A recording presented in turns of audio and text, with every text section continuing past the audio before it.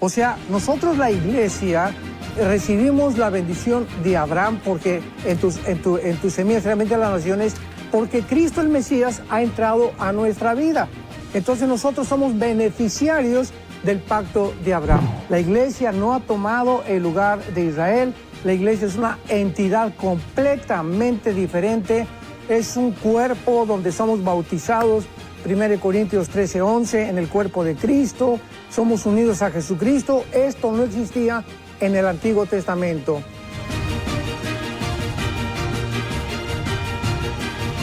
Comencemos. Sé que hay mucho interés de las personas que con respecto a escucharle a usted con respecto a todo este tema, así es que somos todo oídos. Así es, Pastor Alducin, usted nos mandó un documento en el cual inicia, bueno, hablando el resumen de lo que son las profecías de Israel y todo, pero inicia con la historia mundial hablando del pueblo de los gentiles, así que usted nos puede ampliar un poquito al respecto, Pastor. Sí, muy bien. Bueno, pues es muy importante porque estamos en una época verdaderamente llena de mentiras, un antisemitismo como jamás tal vez en la historia lo habíamos visto. Esto no estoy exagerando.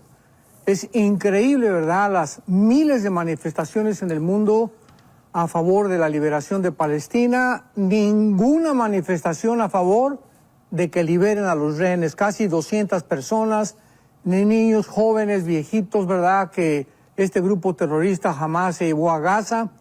En fin, pero todo esto es absolutamente bíblico, comprensible, y para nosotros los cristianos no debería de sorprendernos, porque claramente la Biblia dice, por ejemplo en Zacarías capítulo 12, que Jerusalén, versículos 2 y 3, sería como una piedra pesada que tratarían de cargarse los pueblos y serían aplastados en el sitio contra Jerusalén. Entonces, tenemos que venir a la Biblia, dejémonos politólogos, filósofos, comentaristas, opiniones de tantas personas que están dando su opinión, pero nosotros nos centramos en la palabra de Dios. Así que esto es muy importante porque la Biblia claramente explica que hay tres pactos principales. Un pacto es un convenio en el cual Dios lleva a su pueblo a algo inquebrantable. Y tenemos, por ejemplo, el pacto abrámico en segunda de Samuel capítulo 7, donde se le promete a el Mesías, a la descendencia de David y de Salomón. Y este pacto es completamente incondicional. Se le promete, Dios le promete que habría alguien en el trono que descendería de David y Salomón. Lo sabemos que es Jesucristo. En el pacto abrámico, esto es importante entenderlo, porque si no entendemos la raíz, no vamos a entender jamás qué es lo que está pasando, y que si Israel tiene la culpa, que si Gaza tiene la culpa, que si están arrinconados y están exterminando a los palestinos, etcétera, etcétera. Entonces vamos a tratar de comprender la Biblia.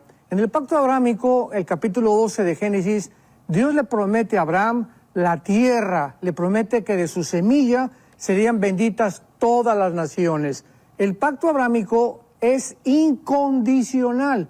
El pacto sinaítico, que fue en el monte Sinaí en el libro del Éxodo, es condicional. Si tú haces esto, te voy a bendecir. Si no haces aquello, te voy a maldecir. Este quedó completamente abrogado y tenemos después, ¿verdad?, el pacto davídico, tenemos el pacto sinaítico y el pacto davídico, donde, repito, se le permite a David y a su semilla las bendiciones.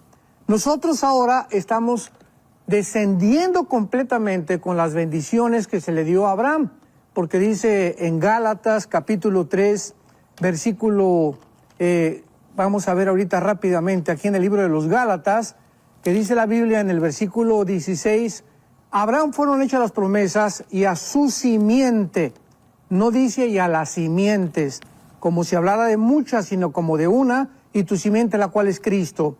O sea, nosotros la iglesia recibimos la bendición de Abraham porque en tu semilla realmente las naciones, porque Cristo el Mesías ha entrado a nuestra vida. Entonces nosotros somos beneficiarios del pacto de Abraham. Y esto es muy importante porque la Biblia dice también más adelante en el versículo 28, ya no hay judío ni griego, no hay esclavo ni libre. Gálatas 3:28. porque todos vosotros sois uno en Cristo. Ahorita la iglesia no ha tomado el lugar de Israel. Esto es importante. Esto se llama la teología del reemplazo, que es una barbaridad. La iglesia no ha tomado el lugar de Israel. La iglesia es una entidad completamente diferente. Es un cuerpo donde somos bautizados, 1 Corintios 13:11, en el cuerpo de Cristo. Somos unidos a Jesucristo. Esto no existía en el Antiguo Testamento. Entonces, tenemos que hacer la diferencia entre la entidad de Israel y la entidad de la iglesia. ¿Qué dice la Biblia acerca de Israel en los últimos tiempos? Bueno, desde el capítulo 2 del libro de Daniel, en el sueño de la estatua de Nabucodonosor, encontramos claramente, y esta visión, esta profecía es la base, el cimiento para no perder la brújula. A nosotros que nos gusta la escatología y la profecía bíblica, mientras no tengamos esta base, se va a desmoronar tanto y vamos a comenzar a decir disparates. Una persona dice una cosa, otra persona dice otra cosa, por carecer de los pactos y por carecer de las principales profecías del libro de Daniel. Aquí en Daniel, en el capítulo 2, repito, se menciona la cabeza de oro en Nabucodonosor, que es Babilonia, Medo-Persia, Grecia y Roma, que son las dos piernas, y los dos pies, uno puesto en el lado oriental, que fue Estambul, actualmente, o Constantinopla, antiguamente, y Roma. El Imperio Romano se divide en dos partes, y de estos dos pies surge completamente el último gobierno mundial, que ya lo explica el capítulo 7 con las bestias, el capítulo 8 que más tarde podemos estudiar. Entonces tenemos que entender actualmente lo que está pasando en el mundo. Este antisemitismo, la Biblia lo profetiza, y es muy, pero muy, muy triste que haya cantidad de líderes, de cristianos que hayan caído en la trampa de estas mentiras, que los judíos esto y que culparlos por aquello, cuando no entendemos lo que está pasando. Sabemos que actualmente en esta invasión que hubo de los grupos terroristas Hamas a Israel, pues hubo una deficiencia muy, pero muy grave de parte del gobierno de Israel. Pero el pueblo que Dios habla, el pueblo judío, no es la autoridad, porque sabemos que todos los gobiernos están, la mayor parte, corrompidos, y también la mayor parte del pueblo está engañado. Entonces, cuando hablamos, por ejemplo, de Cuba, el pueblo cubano es precioso, no así el gobierno. Venezuela, los venezolanos son hermanos lindos, en Irán la gente es linda, en China también, en fin, son los gobiernos. Tenemos que separar al pueblo del gobierno, y lo mismo pasa con Palestina. El pueblo palestino, oramos por ellos, Dios los ama igual que a los judíos, que a los mexicanos, que a los italianos.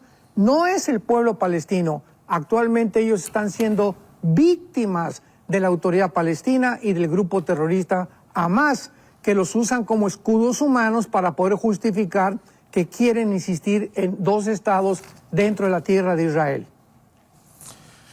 Usted menciona aquí en el documento, porque está este sueño que está haciendo referencia, y la visión también de Daniel, más adelante en el libro de Daniel. Así es, Daniel habla claramente de estos 4 imperios y no va a haber más. Después los dedos de los pies que descienden de la tercera etapa del Imperio Romano. Las piernas entonces de la estatua de Daniel es el Imperio Romano, de la cintura para abajo. La segunda etapa, el Imperio, sabemos, romano, de acuerdo a la historia, se divide en el oriente y en el occidente. En el occidente dura casi 100 años, 150 años. En el oriente casi más de 1000 años, con la capital de Constantinopla y Roma en el lado occidental. Y después vienen los 10 dedos, que es la cuarta etapa del Imperio Romano, que será la forma en la que el anticristo administrará, gobernará económicamente, políticamente y militarmente al mundo. Ya en el capítulo 7 del libro de Daniel, ya no es una estatua que representa a un ser humano, son 4 bestias. Ya el Espíritu Santo usa el nombre de bestias, que son depredadores, crueles, sanguinarios. Esto es lo que son la mayor parte de los gobiernos a través de la historia. Han sido gobiernos que han oprimido, han ensangrentado al pueblo, como el comunismo en el siglo XX, han hecho matanzas, masacres impresionantes a costa del pueblo. Y luego ya tenemos finalmente en el capítulo 8 de qué forma se define de qué lugar surgirá el anticristo, porque en el capítulo 7 encontramos a 10 cuernos y tenemos también a un cuerno que sale dentro de los 10 cuernos. O sea, cuando se formen 10 naciones, esto es importante, actualmente cuando se forme un G10, cuando oigamos que se unen 5 naciones de Europa y 5 naciones del Medio Oriente en un G10, de una de ellas surgirá el cuerno pequeño, Daniel capítulo 7, 24 al 25, que es el anticristo. Entonces, hasta ahí se sabe que el anticristo va a surgir de uno de los gobiernos o de los territorios que el Imperio Romano gobernó, que fue Europa, el Medio Oriente y el norte de África. Pero en el capítulo 8 de Daniel ya se nos da un detalle, una clave impresionante, y se nos dice de una forma específica de qué parte geográfica surge el anticristo. En el capítulo 8 se resume de los 4 imperios del capítulo 2 al capítulo 7, y en el capítulo 8 el Espíritu Santo solamente escoge a Grecia y a Medo-Persia, que es Irán actualmente. Y vemos esta confrontación de Alejandro el Magno contra los medos persas, que gana Alejandro el Magno, muere Alejandro el Magno y se divide su imperio en 4 regiones: en Siria, en Egipto, en Macedonia y en Turquía. Y dice el versículo 8 del capítulo 8 de Daniel: el macho se engrandeció sobremanera, pero estando en su mayor fuerza, aquel gran cuerno que es Alejandro el Magno, y lo dice más adelante, el versículo 21, el rey de Grecia es el cabrío, es el rey de Grecia. La Biblia nos interpreta completamente todo. El cuerno fue quebrado y salieron en su lugar 4 cuernos notables hacia los 4 vientos del cielo. La historia nos corrobora que el imperio griego se dividió en 4 secciones.